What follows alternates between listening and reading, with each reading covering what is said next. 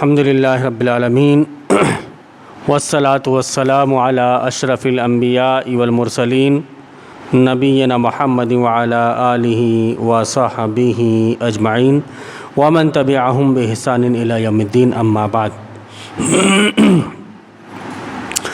اعوذ باللہ من الشیطان الرجیم بسم اللہ الرحمن الرحیم فمن یکفر بالطاغوت ویؤمن باللہ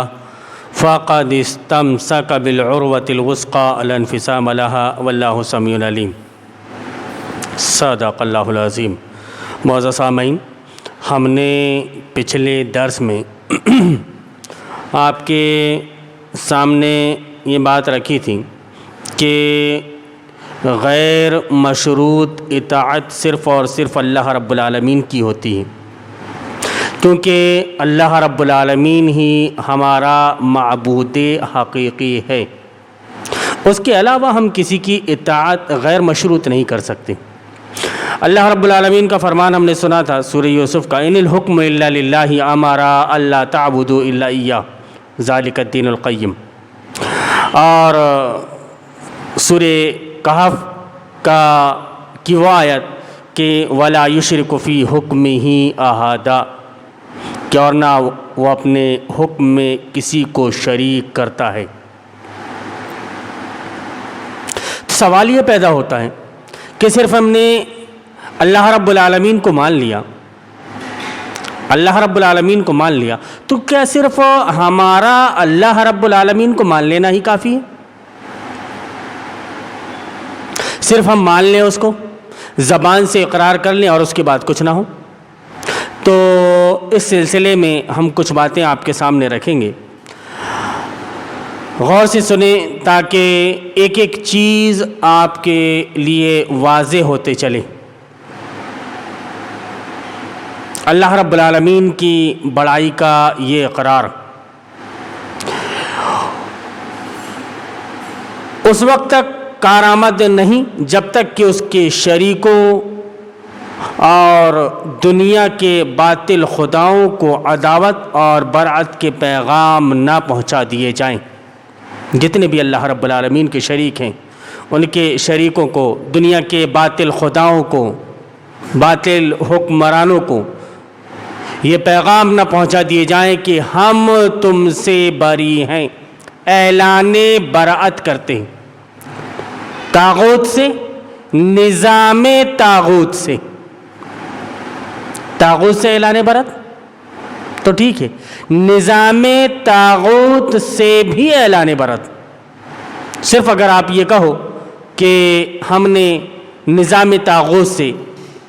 ہم نے صرف طاغوت سے اعلان برات کر دیا ہے، اور آپ نظام طاغوت سے اعلان برات نہ کریں، تو پھر یہ آپ کا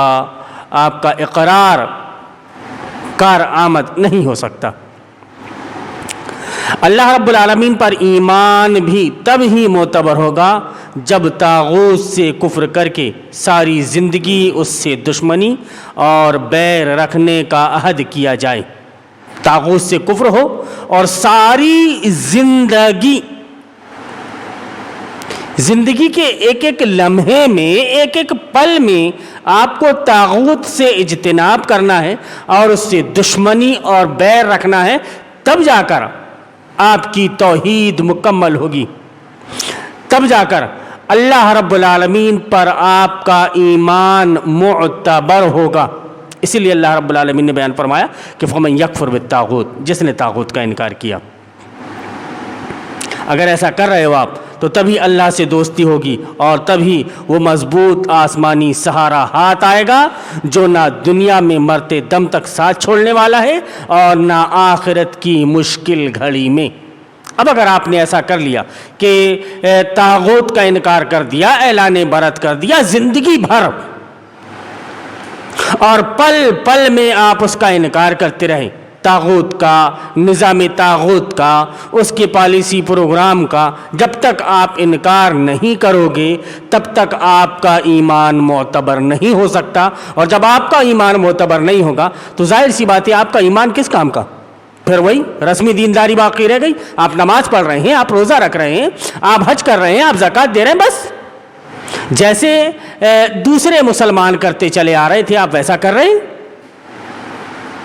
یہ صرف نام کے ہی مسلمان، نام تو نے محمد علی رکھ لیا، کیا یہی صرف مسلمان کی پہچان ہے؟ حقیقت میں صرف نام رکھ لینے سے ہی آدمی یہ سمجھنے لگتا ہے کہ یہ بھائی یہ فلانا ہے، نام اس کا مسلم ہے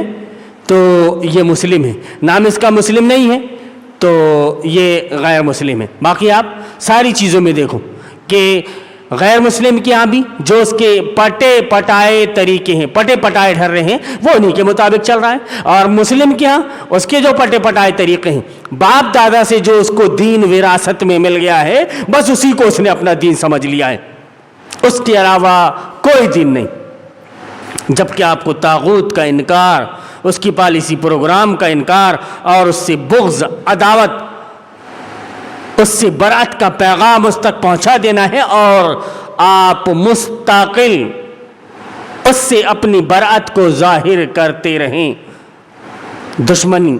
سے دشمنی کی جاتی، دوستی نہیں کی جاتی، ہاتھ اس سے نہیں ملایا جاتا۔ اللہ رب العالمین نے بیان فرمایا فَمَن يَكْفُرْ بِالطَّاغُوتِ وَيُؤْمِن بِاللَّهِ فَقَدِ اسْتَمْسَكَ بِالْعُرْوَةِ الْوُثْقَىٰ لَا انفِصَامَ لَهَا وَاللَّهُ سَمِيعٌ عَلِيمٌ، کہ اب جو طاغوت کا انکار کر کے اللہ پر ایمان لے آیا، اس نے ایک ایسا مضبوط سہارا تھام لیا جو کبھی ٹوٹنے والا نہیں، بے شک اللہ سمیع اور علیم ہے۔ یعنی جو شخص کسی کے کہے کہ تجھے شریعت وضع کرنے کا اختیار دیا جاتا ہے، اب ایک آدمی کو اختیار دے دیا گیا، نظام طاغوت میں ہوتا کیا ہے کہ آدمی کو اجازت دے دی جاتی ہے، آدمی کو اختیار دے دیا جاتا ہے کہ ہاں ٹھیک ہے، تم کو جو قانون منضبط کرنا ہے تم کر لو، جو چیز تمہیں بنانی ہے، جو احکام تمہیں پاس کرنا ہے تم کر لو، کوئی پریشانی نہیں، کوئی سروکار نہیں کہ اللہ رب العالمین کا کیا حکم ہے، کوئی سروکار نہیں کہ اللہ رب العالمین نے اس کو حلال کیا ہے یا حرام کیا ہے، کوئی سروکار نہیں، دے دیا آپ نے کہ جو شخص یعنی مخلوق میں سے کوئی بھی آدمی کسی سے کہے کہ تجھے شریعت وضع کرنے کا اختیار دیا جاتا ہے، حلال و حرام اور اچھا و برا جاننے کے لیے ہم تیری ہی بات مانیں گے، جسے تو اچھا کہے گا وہی بات اچھی ہوگی اور جسے تو برا کہے گا وہی بات بری ہوگی، اور اول و آخر تیرا ہی اختیار چلے گا، ان تمام امور میں تیری اطاعت کرنا ہمارا فرض ہے۔ اس نے اسے الہ بنا لیا۔ ایک چیز یہ ہو گئی کہ کسی نے کہا کہ ہم تجھے اختیار دیتے ہیں، ایک یہ چیز ہو گئی کہ ایک آدمی نے کسی کو اختیار دیا ہے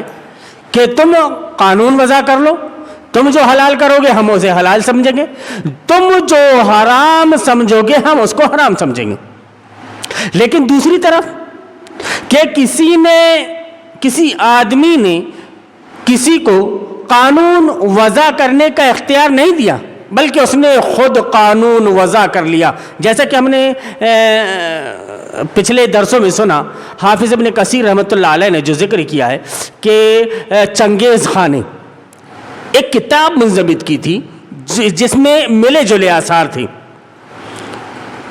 ملی جلی باتیں تھیں، اس نے کچھ چیزیں قرآن سے بھی لیں، کچھ چیزیں تورات، زبور، انجیل سے بھی نہیں، اور کچھ اس کے خود اپنے نظریات تھے، ان نظریات کے مطابق اس سے فیصلے کیے جاتے تھے۔ اس نے لکھا، اس کو لکھنے کے لیے کسی نے نہیں کہا، لیکن اس نے لکھا، اور اس کے جو انویائی تھے ان کا یہ کہنا تھا کہ یہ کتاب اس کا قانون مانا جائے گا اور اسی کے مطابق فیصلے ہوں گے، اور جو ایسا نہیں ہوگا کرے گا اس کی خبر لے لی جائے گی۔ تو اس کے مطابق بھی اگر کوئی فیصلہ کرواتا ہے تو حافظ ابن کثیر رحمۃ اللہ علیہ نے ذکر کیا کہ وہ کافر ہے۔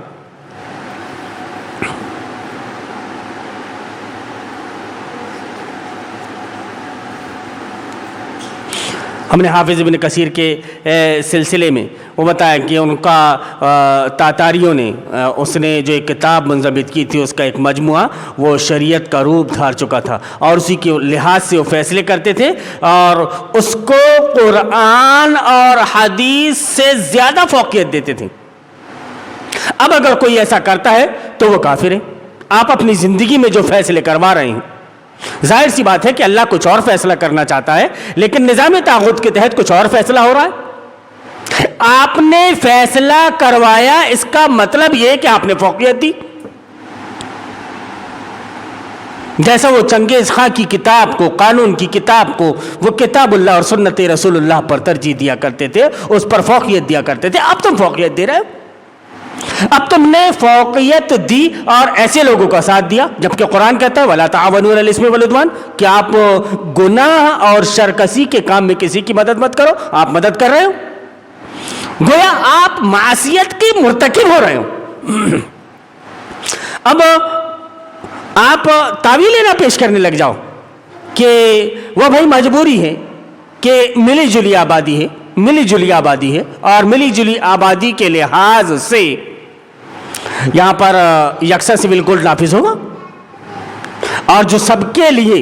قانون بنا دیے گئے ہیں انہی کے مطابق فیصلے ہوں گے.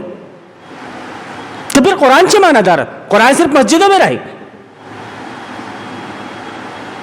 قرآن صرف رسمی طور پر پڑھا جائے. نبی صلی اللہ علیہ وسلم کے فرمان کے مطابق کہ لا يبقى من الاسلام الا اسمه ولا يبقى من القرآن الا رسمه، قرآن رسمی طور پر پڑھا جائے گا. تم قرآن کو رسمی طور پر پڑھ رہے ہو، پھر عمل کون کرے گا؟ کسی نے اٹھایا کسی چیز کو حلال کر دیا، تم نے اس کو حلال مان لیا. کسی نے اٹھایا کسی چیز کو حرام قرار دیا، تم نے اس کو حرام مان لیا. اب تم نے اس کے حلال کردہ چیز کو حلال مان لیا، تم نے اس کی حرام کردہ چیز کو حرام مان لیا. گویا اس میں شرط نہیں کہ تم صرف انہی چیزوں کے بارے میں حرام کہہ سکتے ہو جن کو اللہ رب العالمین نے حرام کیا ہے. شرط تم نے نہیں لگائی، اور تمہاری شرط کوئی معنی نہیں رکھتی. تمہاری اوقات کیا ہے؟ تمہاری اوقات صرف ایک ووٹ کی ہے، بس اس سے زیادہ تمہاری اوقات نہیں ہے. صرف ایک ووٹ کی اوقات ہے، اور بڑا سینہ چوڑا کر کے چلتے ہو. وہ بھی تمہیں جب دویم درجے کا ناگرک بنا دیا جائے گا اور ووٹ دینے کا ادھیکار بھی تم سے چھین لیا جائے گا، اس وقت تم ووٹ نہیں دو گے، تب بھی تم نظام طاغوت کے فالوور کہلاؤ گے. کیونکہ جب تمہارے پاس اختیار تھا تو تم ووٹ دیا کرتے تھے، اور جب تمہارے پاس سے اختیار چھن گیا، کہہ رہے ہو کہ جب دانت ٹوٹ گئے، دانت ہے تو چنے نہیں، اور چنے ہیں تو دانت نہیں. اب جب تک کہ دانت تھے تو چنے خوب اچھی طریقے سے کھائے، اور پھر جب دانت ٹوٹ گئے اور چباتے بننے نہیں لگا تو کہہ رہے ہیں کہ چنے حرام ہیں. اچھا، تو گویا شریعت تمہارے مطابق چلے گی، تمہارے نظریات کے مطابق چلے گی، تمہارے بنائے ہوئے اصولوں کے مطابق چلے گی. تمہاری طبیعت جس چیز کو جب اچھا چاہے تب اچھا کر لے، اور جب برا چاہے تب برا کر لے. وہ قرآن کے احکام کی تمہارے نزدیک کوئی اہمیت نہیں. دین کی اہمیت جو تمہارے اندر باقی ہے وہ صرف مسجد کے اندر، مسجد سے باہر نکلے تو دین کی تمہارے نزدیک کوئی اہمیت نہیں.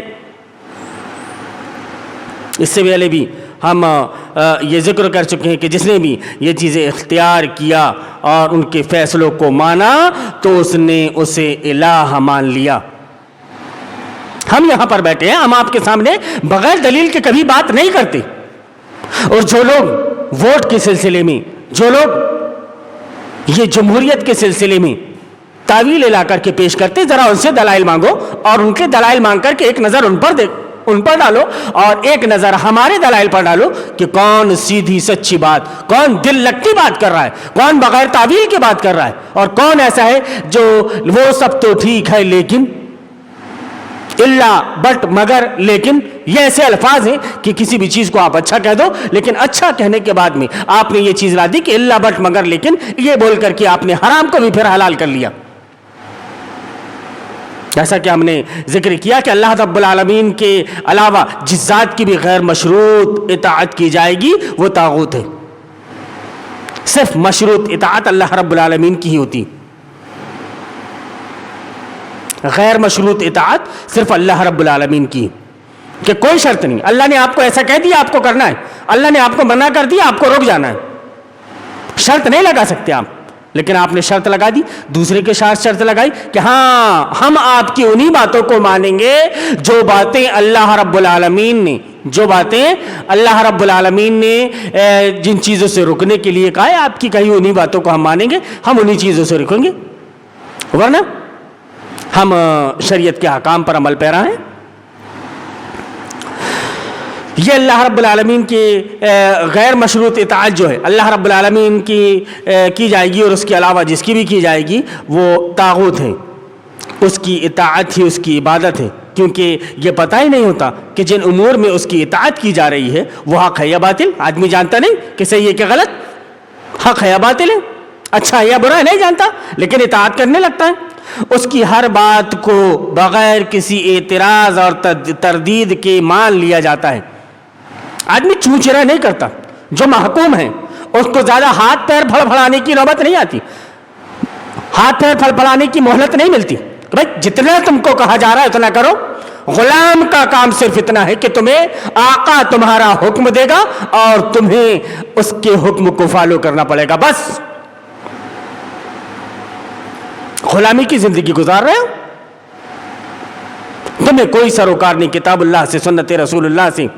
اس بات سے قطع نظر کہ وہ بات حق کے موافق ہے یا منافی۔ طاغوت کی عبادت کی ایک ایسی قسم ہے کہ جس سے اکثر لوگ دانستہ یا نادانستہ طور پر مبتلا ہو جاتے ہیں۔ آپ اگر اس میں مبتلا ہو گئے دانستگی میں، آپ اس میں مبتلا ہو گئے نادانستگی میں، آپ کسی بھی طرح مبتلا ہوئے ہوں، لیکن آپ جو عبادت کر رہے ہیں وہ طاغوت کی عبادت کہلائے گی۔ دلیل یہ دیکھو، آگے ہم ذکر کریں گے کہ یہ کچھ باتیں اور ذکر کر دیں، اس کے بعد میں وہ دلیل حضرت عدی بن حاتم رضی اللہ تعالیٰ عنہ کی جو حدیث ہے وہ آپ کے سامنے بیان کی جائے گی۔ اللہ تعالیٰ کے علاوہ جس کی غیر مشروط اطاعت کی جا رہی ہوتی ہے، یا تو وہ کوئی حاکم ہو سکتا ہے، یا اس کا تعلق کسی قبیلے سے ہو سکتا ہے، یا وہ کوئی ایک مستقل گروہ ہو سکتا ہے، یا وہ کوئی مستقل ایک جماعت ہو سکتی ہے، یا وہ کوئی ایک مستقل لشکر ہو سکتا ہے، لشکر کا سردار ہو سکتا ہے، ایک جماعت کا رہنما ہو سکتا ہے، کہ آپ غیر مشروط اس کی اطاعت کر رہے ہیں۔ ہم دیکھ رہے ہیں کہ ہمارے مولانا نے کہہ دیا بس بات صحیح ہے، ہمیں کسی کی بات نہیں سننی۔ ہمارے مولانا نے چونکہ کہہ دیا کہ ایسا ہونا ہے تو ہونا ہے، ہمارے مولانا صاحب نے ووٹ کو حلال کر دیا، ہمارے مولانا صاحب نے ووٹ کے سلسلے میں کہا ہے کہ آپ ووٹ دے سکتے ہو، اور ان کے پورے بیان میں انہوں نے ایک آیت اور ایک حدیث پیش نہیں کی۔ کون سی چیز کتاب اللہ سنت رسول اللہ سے کتنی ٹکرا رہی ہے انہوں نے پیش نہیں کیا، لیکن ہمارے مولانا نے بیان کیا ہے، ماشاءاللہ، سبحان اللہ، الحمدللہ، ان کی بات کو مان لیا جائے گا۔ تو وہ مولانا بھی ہو سکتا ہے، آپ کی ایک جماعت بھی ہو سکتی ہے، کوئی ایک لشکر کا سردار بھی ہو سکتا ہے، یا کوئی قبیلہ بھی ہو سکتا ہے، کچھ بھی ہو سکتا ہے، یا عیسائیوں کے پوپ کی طرح کا کوئی مذہبی عہدیدار بھی ہو سکتا ہے، قوم کا ٹھیکیدار بھی ہو سکتا ہے کہ میری قوم میرے پیچھے اتنی ہے، یہ دیکھ لو آپ، یہ نکلا ہوں میں جلوس لے کر، میرے پیچھے اتنے لوگ ہیں، یاد رکھنا، پھر مجھے ہی ٹکٹ دینا۔ پھر وہ سردار آ کر کے آپ کو جیسا ہلا رہا ہے ویسے آپ ہل رہے ہو۔ مولوی بیچارہ بڑا لٹ ہوتا ہے، تھانے میں جا کر کے دیکھو بے صاحب میں کچھ ہوں، کورونا کے سلسلے میں کچھ چل رہا ہے تو میں یہاں پہ آ کر کے بیٹھ گیا ہوں اور آپ کے سامنے بیٹھ کر کے بڑا گیان دے رہا ہوں، میری قوم میری بات کو مانتی ہے۔ اسی مولوی کا حال یہ کہ ایک جماعت بن گئی اور جب اس کو کوئی ذمہ دار نہیں بنایا گیا تو تیسرے آدمی کو کہتا ہے کہ اپن اختلاف ڈال دیتے ہیں، اپن دوسری تنظیم بنا لیتے، اپن دوسرا گروہ بنا لیتے۔ جماعت کا نام ہے کہ لیکن اس کے اگینسٹ کی پارٹی میں اپن بن کر کے کھڑے ہو جاتے، یہ حال، اور پھر قوم ان کو مان رہی۔ اسی سلسلے میں اللہ رب العالمین نے بیان فرمایا کہ کوئی بھی ہو، چاہے ایک آدمی ہو، ایک گروہ ہو، اس کا ایک حاکم ہو یا اس کا ایک مولوی ہو، اگر اللہ رب العالمین کی نافرمانی میں وہ ان کی بات کو مان رہے ہیں تو ان کی اطاعت کر رہے ہیں۔ یہ اس آیت پر فٹ ہوگا کہ اتخذوا احبارهم ورهبانهم اربابا من دون اللہ، کہ انہوں نے اللہ رب العالمین کو چھوڑ کر ان کو اپنا رب بنا لیا۔ سیدنا ابھی عدی بن حاتم رضی اللہ تعالیٰ عنہ بیان کرتے ہیں کہ میں رسول اکرم صلی اللہ علیہ وسلم کے پاس آیا، اس وقت میری گردن میں ایک سونے کی سلیب لٹک رہی تھی۔ رسول اکرم صلی اللہ علیہ وسلم نے فرمایا کہ اے عدی، اس بت کو اپنی گردن سے اتار پھینک۔ میں نے اسے اتار پھینکا۔ جب آپ صلی اللہ علیہ وسلم کے قریب ہوا تو اس وقت آپ صلی اللہ علیہ وسلم یہ آیت کریمہ تلاوت فرما رہے تھے کہ اتخذوا احبارهم ورهبانهم اربابا من دون اللہ، کہ جب یہ اور جب آپ صلی اللہ علیہ وسلم اس آیت کی تلاوت سے فارغ ہوئے، اس آیت کا مطلب کیا ہوتا ہے؟ یہ سورۃ توبہ کی آیت نمبر 31 ہے کہ ان لوگوں نے اللہ کے سوا اپنے عالموں، اپنے درویشوں اور مسیح ابن مریم کو رب بنا لیا، رب بنا لیا۔ اب ایک چیز عدی بن حاتم کے سامنے آئی کہ نہیں یار، ہم نے تو اپنے عالموں اور اپنے درویشوں کو اپنا رب نہیں بنایا تھا۔ نبی کریم صلی اللہ علیہ وسلم یہ آیت بیان پڑھ رہے ہیں کہ اتخذوا احبارهم ورهبانهم اربابا من دون اللہ۔ تو جب آپ صلی اللہ علیہ وسلم نے اس آیت کی تلاوت سے فارغ ہوئے تو میں نے عرض کیا، عدی بن حاتم رضی اللہ تعالیٰ عنہ کہتے ہیں کہ کیا ہم ان کی عبادت میں نے عرض کیا کہ ہم ان کی عبادت تو نہیں کرتے تھے، ہم ان کی عبادت نہیں کرتے تھے۔ تو رسول اکرم صلی اللہ علیہ وسلم نے ارشاد فرمایا کہ کیا ایسا نہیں ہے کہ وہ اللہ کی حلال کردہ اشیاء کو حرام کر دیتے تھے تو تم بھی اسے حرام سمجھ لیتے تھے، اور وہ اللہ کی حرام کردہ اشیاء کو حلال کر دیتے تھے تو تم بھی اسے حرام سمجھنے لگتے تھے۔ انہوں نے حلال کیا تو تم نے حلال سمجھ لیا، انہوں نے حرام کیا تو تم نے بھی حرام سمجھ لیا۔ آپ صلی اللہ علیہ وسلم نے فرمایا کہ کیا ایسا نہیں تھا؟ تو وہ کہتے ہیں کہ میں نے کہا کہ ایسا ہی تھا کہ رسول اکرم صلی اللہ علیہ وسلم نے بیان فرمایا کہ یہی تو ان کی عبادت ہے۔ تو بڑا غور کرنے کی بات ہے کہ نبی کریم صلی اللہ علیہ وسلم نے کس طرح اللہ کی حرام کردہ اشیاء کو حلال کرنے پر اور اللہ کی حلال کردہ اشیاء کو حرام کرنے پر اگر انہوں نے ایسا کیا تو ان کے اوپر یہ حکم لگایا کہ تم نے ان کی عبادت کی۔ اتخذوا احبارهم ورهبانهم اربابا من دون اللہ، اس کا ضمن بنا دیا، کیونکہ اس قسم کے تمام شعائر ظاہری عبادات میں کیا ہے کہ اشیاء کو حرام کرنے کے بارے میں علماء کی بات مانتے تو ان کی عبادت قرار دیا، اور یہ بھی فرمایا کہ یہ بات ان کو رب بنانے کے مترادف ہے۔ اب دیکھیے آپ کہ ایک نقطہ، اگر یہ علماء لوگوں کو اپنے لیے نماز پڑھنے، اپنے لیے روزہ رکھنے کا حکم دیتے تو لوگ کرتے نہیں، جوتوں سے مارتے ان کو کہ تم اپنے لیے حکم کیسے دے سکتے ہو، لیکن راؤنڈ لے کر کے وہ غیر اللہ کی اطاعت اور اس کی فرما برداری کروا دیتے۔ تو کر لیا انہوں نے، راؤنڈ لے کر کے انہوں نے کہا کہ ٹھیک ہے ایسا اللہ رب العالمین کا حکم ہے، آپ چاہو تو ایسا بھی کر سکتے ہو، آپ چاہو تو ایسا بھی کر سکتے ہو، اللہ نے حلال کیا لیکن انہوں نے حرام کر دیا تھا، تم ایسا کر لو۔ لیکن ان لوگوں نے ان کی بات کو مانا، عمل کیا، تو ان کے اسی عمل کی وجہ سے اللہ رب العالمین نے کہا کہ تم نے ان کو اپنا رب بنا لیا تھا۔ اب یہاں کے علماء ایسے ہی کر رہے ہیں کہ آپ کو غیر اللہ کی اطاعت کی طرف لے جا رہے ہیں، آپ غیر اللہ کی اطاعت کر رہے ہیں، تو کیا غیر اللہ کو آپ اپنا رب نہیں بنا رہے؟ اور جب آپ نے اللہ کو چھوڑ کر کسی اور کو اپنا رب بنا لیا تو پھر کیسے آپ جہنم کی آگ سے بچ سکتے ہیں؟ اور وہی فکر ہے کہ ہم کسی طرح سے جہنم کی آگ سے بچ جائیں، قوا انفسکم واہلیکم نارا، کہ اپنے آپ کو اور اپنے اہل و عیال کو آپ کو جہنم کی آگ سے بچانا ہے۔ تو یہی ہے کہ اگر علماء لوگوں کو اپنے لیے نماز پڑھنے اور روزہ رکھنے کا حکم دیتے تو لوگ کبھی ان کی بات نہ مانتے بلکہ شاید انہیں رجم ہی کر دیتے، کیونکہ اس قسم کے تمام شعائر ظاہری عبادات میں شمار ہوتے ہیں، اور عبادت کی یہ قسم عوام الناس کی نگاہوں سے بھی نہیں چھپ سکتی۔ کہ آپ دیکھ لو کہ ڈائریکٹ ایک ایسے آدمی کو جو قبر کے سامنے جھکتا ہے، آپ بول دو کہ مورتی کے سامنے جھک جائے، وہ نہیں جھکے گا، لیکن راؤنڈ لے کر اس کی مولوی نے اسے قبر کے سامنے جھکوایا، پہلے حال جھک گیا، وہ اطاعت کر رہا ہے اس کی، اب اللہ رب العالمین کیسے اس کو معاف فرما دے گا؟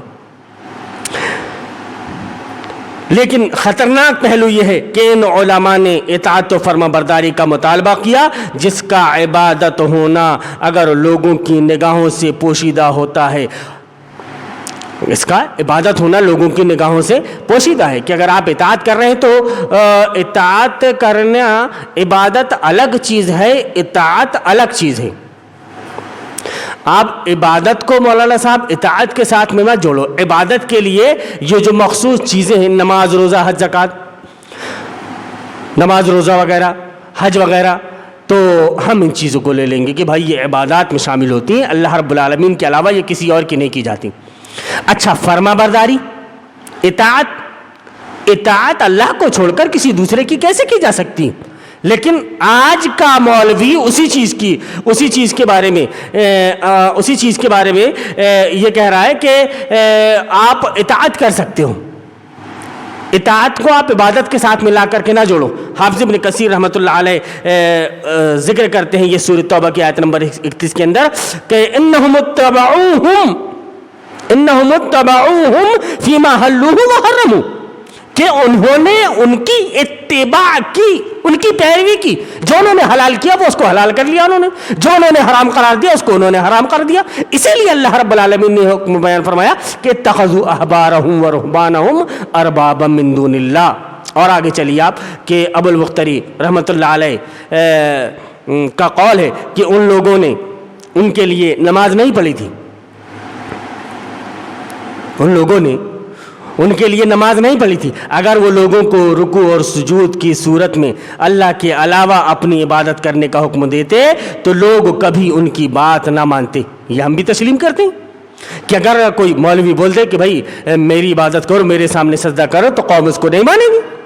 لیکن انہوں نے اس کے لیے ایک خفیہ راستہ اختیار کیا، یعنی انہوں نے اللہ تعالیٰ کی حلال کردہ اشیاء کو حرام قرار دیا اور حرام کردہ اشیاء کو حلال کر دیا. تو لوگوں نے ان کی بات مان لی. یہ ان کی عبادت کرنے اور انہیں رب تسلیم کرنے کے مترادف ہے.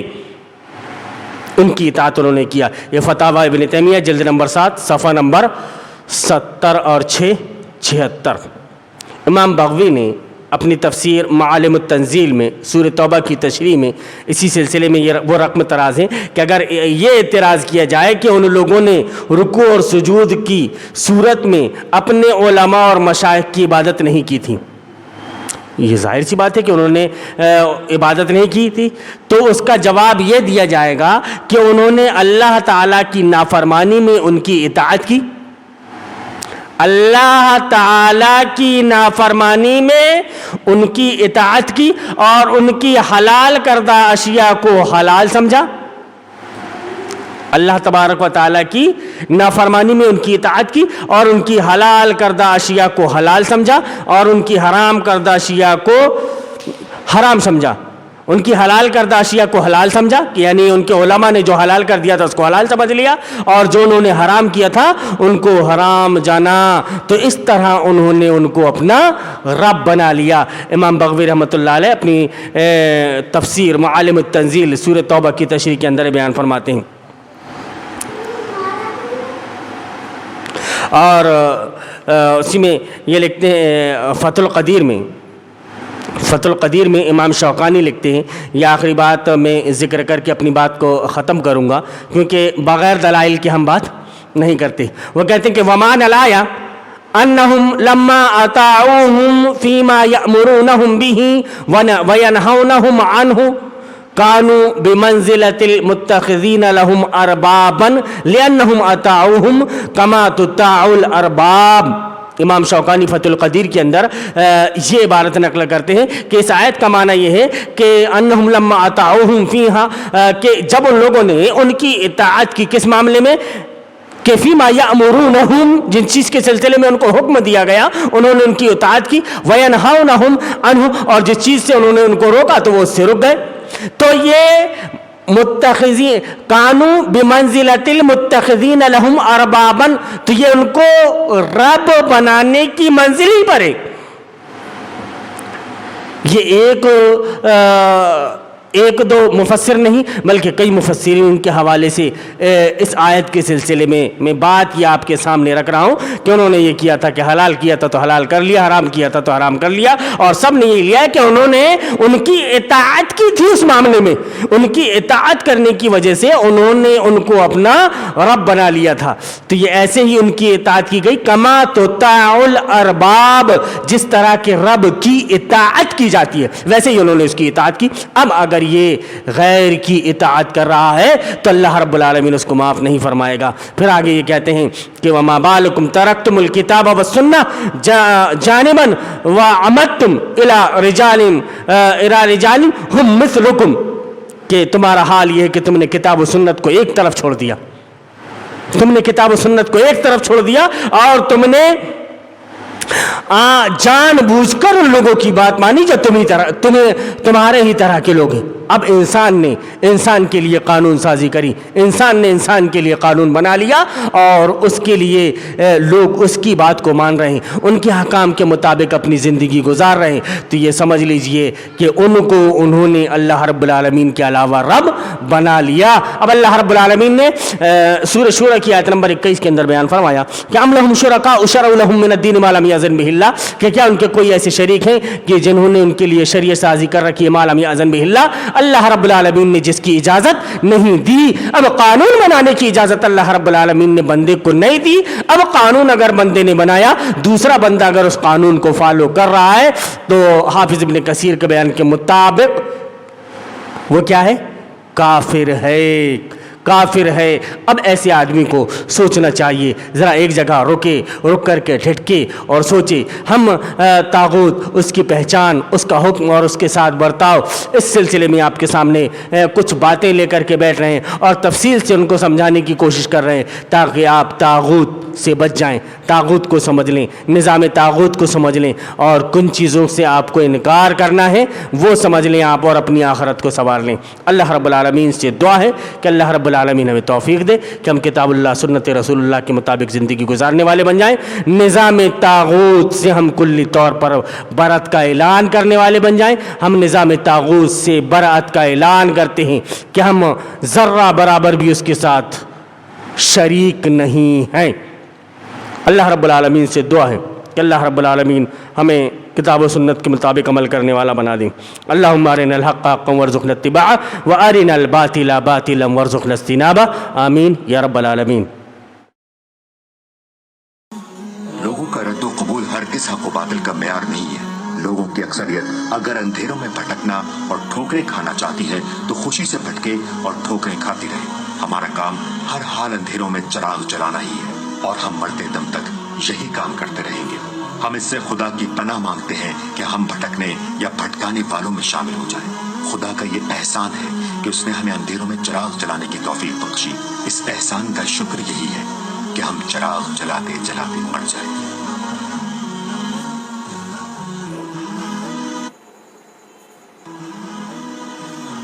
یہ شریعت بزدلوں اور نامردوں کے لیے نہیں اتری ہے، نفس کے بندوں اور دنیا کے غلاموں کے لیے نہیں اتری ہے۔ ہوا کے رخ پر اڑنے والے خس و خاشاک اور پانی کے بہاؤ پر بہنے والے حشرات الارض اور ہر رنگ میں رنگ جانے والے بے رنگوں کے لیے